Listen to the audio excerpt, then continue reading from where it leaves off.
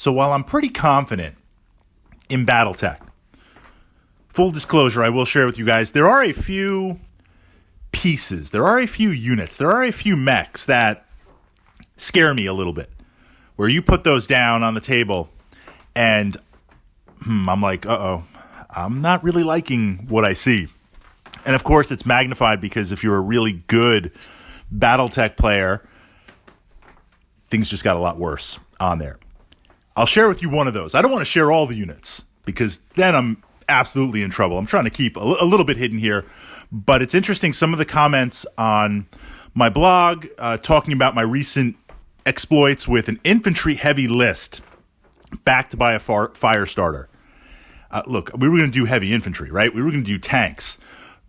And Battletech Total Warfare is amazing because you can explore that. You can go up against mechs with just infantry and tanks. And I like to do that sometimes. But even I find when I try to pull away from mechs, it's like I must play a mech. I mean, it's just there. So I took the fire starter.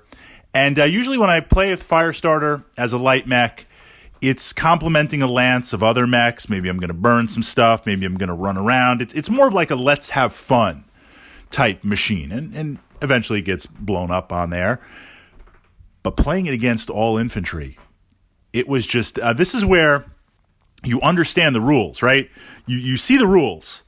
And you understand what they do on paper. You understand something gets hit, infantry gets hit with a flame type weapon. What is it, 46, machine gun 2d6. But then when you see it applied on the table and an infantry stand gets washed by 2 flamers and 2 machine guns, we have to roll the dice to see the damage just for the lulls. Like the power of what's going on there is crazy. Is just crazy. So that led into a conversation of long-range missile support, because you guys know I love indirect fire on there.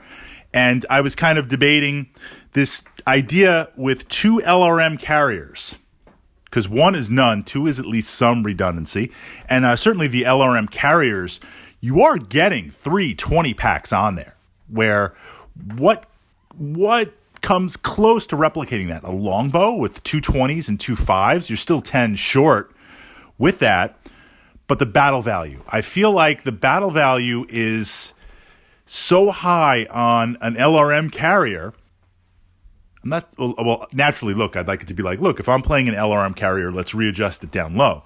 You're playing an LRM carrier, let's keep it on that, right? Kind of that inside feeling on there. But I feel the conversation in the comments with the LRM carrier was, for the points, it has no armor. I'm not saying it should. It's vulnerable to motive hits. It doesn't have a turret, so motive hits are really going to start messing with it on there. It's very vulnerable. It's almost like for another 300 points or a next bump in points, I can get a longbow. I can get a mech on there. And then someone hit on the short-range missile carrier. And I can feel like my throat seize up and my heart pause when I face the LRM carriers on the table, especially if it's a city fight. Well, it almost has to be exclusively city fight for it to work effectively. Those things make me really nervous. I mean, short of some of the extreme heavy tanks,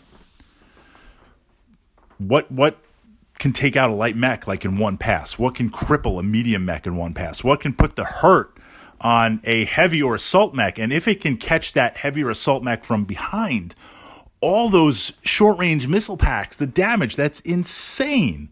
And then if you don't take it out, you shoot your whole, everything that has range or field of fire to it, you shoot everything into the LRM carrier, you might blow it up. There's a good chance you'll blow it up. But if you have blown it up, you've committed a tremendous amount of resources into it. And then if you don't blow it up for some reason, it's up next turn, and you're like, I'm in trouble because it just blew up my Locust, and the other one put the hurt on my Hunchback. The arms are blown off, the legs falling off. Like, this is insane. So leads to the question, why don't I include short-range missile carriers into my list? I do. I have 4 that are painted up, 2 that go into my, 2 or 4. I think it's all 4 that go into my Gray Death in there. I can put down some good short-range missile hurt. Did I say LRMs? I have the LRMs, SRMs. I can put down 4 SRM carriers in there. I feel, though, the challenge is you have to get up really close. Well, obviously, right? You have to get up really, really close on there because I want to hit with that death bud. I want to hit with that massive amount of missiles. So certainly I can't control your movement modifiers with how you're moving, running how many hexes. I'm going to move fast to try and get up there. So I'm going to have that modifier working. I want to cut down the range modifier. I have to get really close. So at least I'm not shooting you at long range. If it's base 4, then maybe +3, 2 or 3 for your movement. So that's got me at 7, 8, 9 for my movement, full speed out, 9s. I'd rather try and get it down a little bit more if I could. So moving across the table, not to mention the speed isn't that good and the range is short, how the heck do you play the SRM carriers? Okay, we could do hidden deployment, hidden movement in there. You could use the ambush rules. So certainly where those might be in play, very mission specific, like I was saying, a city fight where you have a defined attacker and defender, that's really scary. That is really scary to have in there. But in a mission where you're seeing both the forces, conventional and mech forces on there, moving forward, I almost wonder, would I even want to send out the SRM carrier? I think no. I think it would be what I like to call a fallback point. And usually I use this with my infantry, and I use this with some of the tank builds that I will incorporate this idea that I'm going to push forward with my lance, and I'm going to cause some damage on there. Inevitably, two things are going to happen. I'm either going to take so much damage I need to start falling back. I'm not running from the fight. I'm not tactically withdrawing. I'm pulling back a little bit, trying to put a little bit of range modifiers on things while I fire back with some of my longer range autocannon or LRM support on there. When I pull back, most opponents, and myself included, you're going to press the advantage because I'm pulling back and you want to cripple that first mech.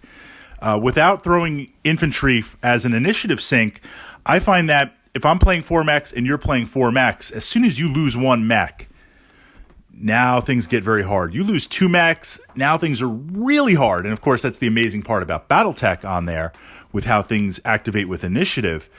So I start taking some damage. You see that I might be close to losing a mech. If you can put a little more heat on me, you're going to push forward. I find that if I have the LRM carriers nearby, even though my opponent sees them, it would be better for me to somehow bring you close into me and ambush you with those SRM carriers. Did I say LRM carriers? This is going to be a nightmare, LRM, SRM.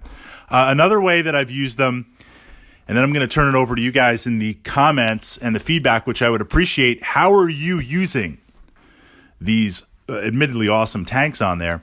I find that for certain missions, and this is why it's hit or miss, because when I build my list, we agree on points.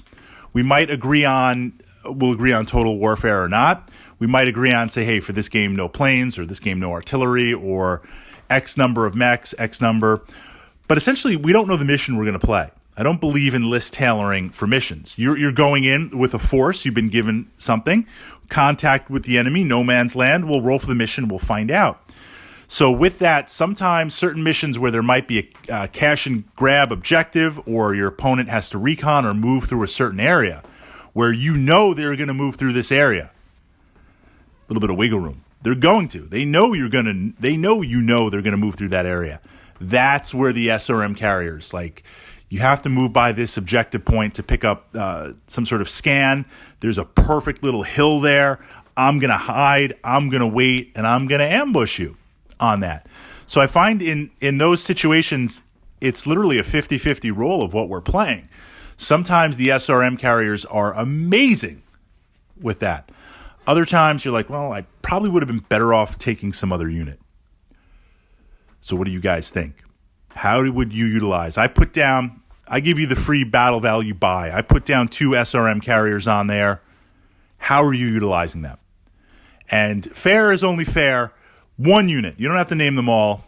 We'll get to the other units that cause me panic attacks on the table.